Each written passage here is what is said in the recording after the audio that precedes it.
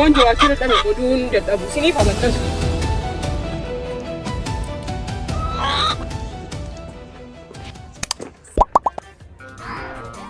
Arme lammaffaa akkas hin dhiphistan hin barbaadu mana kanatti namni adii sanatti hin dubbatina.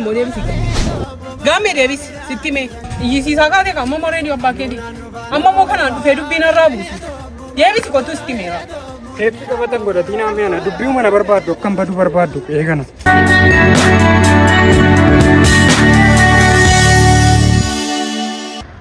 Shumburi! Shumburi! Yaa Shumburi! Hooti araba ka dabarsite. Amma qabeenya hamma kana ga'u. Atamitti soqaa kun jamaa. Gadi qabeen soqoo maali gama dhaabate. Gurbatti nana seeraan inni gootuwa. Barana hundumti nu mataatti jabaate minaan.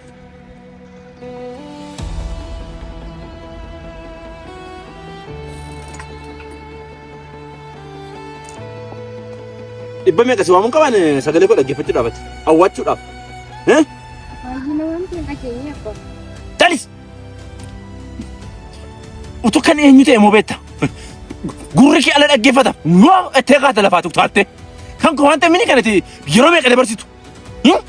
Maalin godhee abba? Si.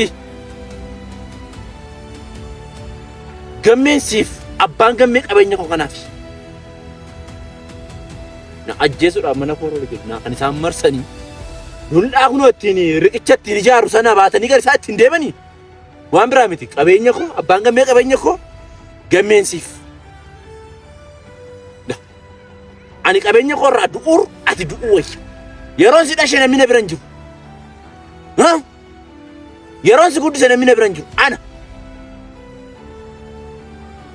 lafan si buusaa seenaa waala. Ani du'ee gedhee nuftee qabeenya koo dhaaluurra siin dhaaluurra ati duute si awwaalee qabeenya koo irratti hafuunaa wayya ijoollee qaba tolosaa qaba laa kunoo ilma koo qaba jira tolosaan kan qilleensa irra keessa gaggalagalu yookiin immoo biyyaan si baasa lafa iji koo si nagarreen si geessa ani situ du'a yookiin immoo biyyaan si baasa biyyaa baata. Amma waan gochaa jirtu keessa dabii bayi. Dabii keessaaf. Kanan ta'u taanaan tarkaanfisa dhuma. Deeja kun deej. Guddis badii wayi. Guddis badii. Afachuu. Mun sii raawwachiisa malee. Gadheenti dhufte qabeenya kootti hin sirbitu. Nan saamtu gadhee.